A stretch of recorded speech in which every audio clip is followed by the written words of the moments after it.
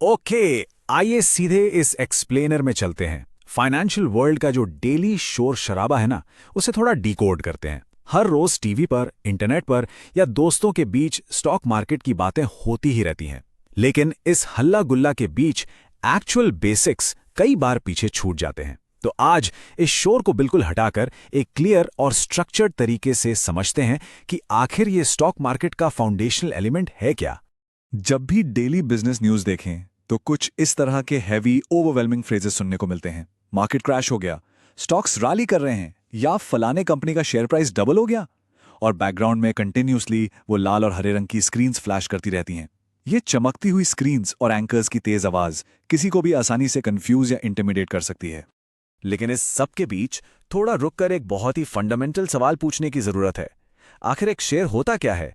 क्या यह मोबाइल या कंप्यूटर स्क्रीन पर फ्लैश करने वाला सिर्फ एक डिजिटल नंबर है जो बस रैंडमली ऊपर नीचे होता रहता है, या फिर इसके पीछे कोई ऐसी टैंजिबल रियल चीज है जिसका सच में कोई वजूद है? आज यही बेसिक कॉन्सेप्ट बिल्कुल क्लियर होने वाला है।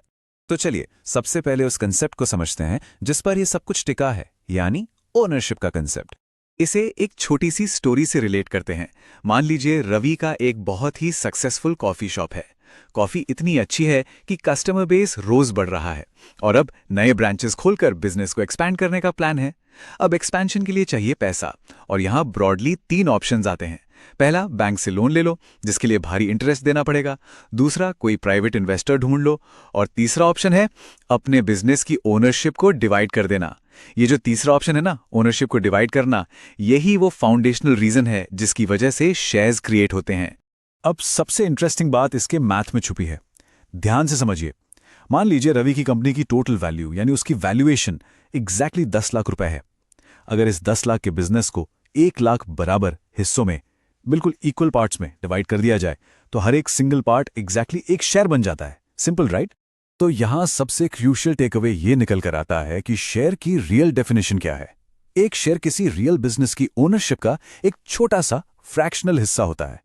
जब कोई इन्वेस्टर रिलायंस या टीसीएस का एक शेयर खरीदता है तो वो सिर्फ किसी डिजिटल मीट्रिक या नंबर में ट्रेड नहीं कर रहा होता। वो टेक्निकली उस कंपनी की रियल वर्ल्ड एसेट्स, उनकी फैक्ट्रीज, उनके एम्प्लॉयज की मेहनत और आने वाले प्रॉफिट्स में एक टाइनी ओनरशिप होल्ड कर रहा होता है। अब जब शेयर का मतलब समझ आ गया है तो मार्केट के उस जार्गन को भी थोड़ा क्लियर कर लेते हैं जो बिगिनर्स को सबसे ज्यादा कंफ्यूज करता है। यहां 3 मुख्य टर्म्स बार बार आते हैं: शेयर, स्टॉक और इक्विटी। देखिए, शेयर एक स्पेसिफिक ओनरशिप को दर्शाता है। जैसे अगर कोई कहे कि उसके पास इन्फोसिस के 10 शेयर्स हैं। दूसरी तरफ स्टॉक एक ब्रॉडर जनरल टर्म है, जैसे स्टॉक मार्केट में इन्वेस्ट करना। और इक्विटी एक फाइनेंशियल टर्म है जो सिंपली ओनरशिप की वैल्यू को रिप्रेजेंट करती है। ये तीनों कॉन्सेप्ट्स आसपास ही हैं और क्लोजली कनेक्टेड हैं।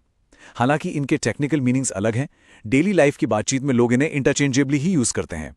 अब आते हैं उस सवाल पर जो सबके दिमाग में होता है, ये शेयर प्राइसेस आखिर बदलते क्यों हैं?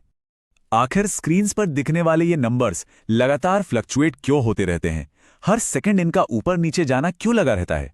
इसका डायरेक्ट और सबसे बेसिक आंसर है the law of supply and demand. अगर किसी कंपनी के शेयर्स खरीदने वाले लोग ज्यादा हैं, यानी डिमांड बहुत हाई है, तो प्राइस ऊपर जाएगा। वहीं अगर शेयर्स बेचने वाले लोग ज्यादा हो गए, यानी सप्लाई बढ़ गई है, तो प्राइस सीधा नीचे आएगा। बेसिकली बायर्स और सेलर्स का वॉल्यूम ही परफेक्टली डिक्टेट करता है कि प्राइस किस डायरेक्शन में जाएगा। लेकिन ये बायर्स और सेलर्स अचानक आते कहां से हैं?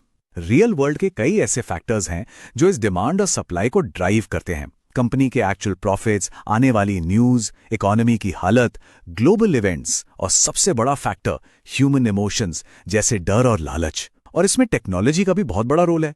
2020 के बाद इंडिया में डिजिटल एप्स और यूपीआई रेवोल्यूशन की वजह से मार्केट एक्सेस इतना आसान हो गया कि रिटेल इन्वेस्टिंग का एक मैसिव बूम देखने को मिला। और यहीं से निकल कर आता है वेल्थ क्रिएशन का absolute golden rule. Long term wealth तभी बनती है जब कंपनीज कंसिस्टेंटली अपने प्रॉफिट्स को ग्रो करती हैं।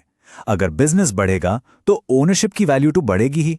यही वजह है कि Infosys, TCS, Asian paints, Titan और बजाज फाइनेंस जैसी कंपनीज ने हिस्टोरिकली मैसिव वेल्थ जनरेट की है। क्यों? क्योंकि उन्होंने सालों तक प्रैक्टिकली अपने प्रॉफिट्स को कंसिस्टेंटली बढ़ाया है।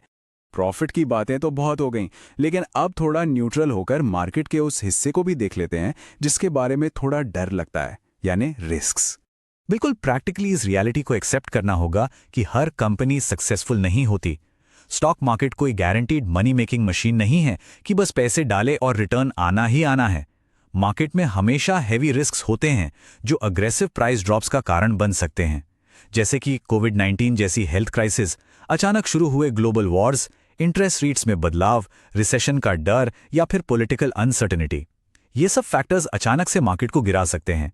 इसीलिए स्मार्ट इन्वेस्टिंग का मतलब ब्लाइंडली पैसे लगाना नहीं है, बल्कि इन रिस्क्स को ठीक से समझकर डिसीजंस लेना है। अब यहाँ एक बहुत ही लॉजिकल सवाल उठता है, अगर मार्केट में इतने सारे हैवी रिस्क्स इन्वॉल्व हैं और प्राइस किसी भी दिन अचानक से गिर सकता है, तो लोग शेयर्स में इन्वेस्ट करते ही क्यों हैं? ऐसा क्या जादू है जो इन डॉक्यूमेंटेड रिस्क्स के बावजूद करोड़ों लोगों को हर साल मार्केट की तरफ अट्रैक्ट करता है? इसका सीधा सा जवाब है इन्फ्लेशन, यानी महंगाई। इन्फ्लेशन बिल्कुल साइलेंटली वेल्थ को खा जाता है। अगर पैसा सिर्फ सेविंग्स अकाउंट में चुपचाप रखा हो तो वो धीरे धीरे अपनी परचेजिंग पावर खोता जाएगा। दूसरी तरफ डेटा दिखाता है कि हिस्टोरिकली इक्विटीज ने लॉन्ग टर्म में इन्फ्लेशन को काफी अच्छे से बीट किया है, और यही एग्जैक्ट रीजन है कि बड़े म्यूचुअल फंड्स, पेंशन्स और इंस्टीट्यूशनल इन्वेस्टर्स अपनी वेल्थ को प्रिजर्व और ग्रो करने के लिए अल्टीमेटली इक्विटीज पर ही रिलाई करते हैं। तो आप थ्योरी से निकल कर आते हैं प्रैक्टिकल साइड पर और देखते हैं कि इंडिया का अपना मार्केट इकोसिस्टम एक्चुअल में फंक्शन कैसे करता है। अगर किसी को इन्वेस्ट करना है तो उसका फ्लो क्या होगा? एक क्लियर पाथवे देखिए।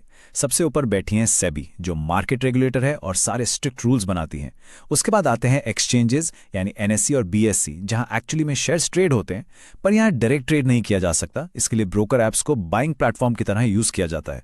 और फाइनल स्टेप में खरीदे गए शेयर्स डिजिटली और बिल्कुल सेफली एक डीमैट अकाउंट में स्टोर हो जाते हैं। ये पूरा चलो रेगुलेट करो, खरीदो और स्टोर करो वाला फ्लो ही इंडियन स्टॉक मार्केट की असली बैकबोन है। इस पूरे एक्सप्लेनर का कोर थीसिस एक अकेले कोट में बिल्कुल परफेक्टली फिट हो जाता है।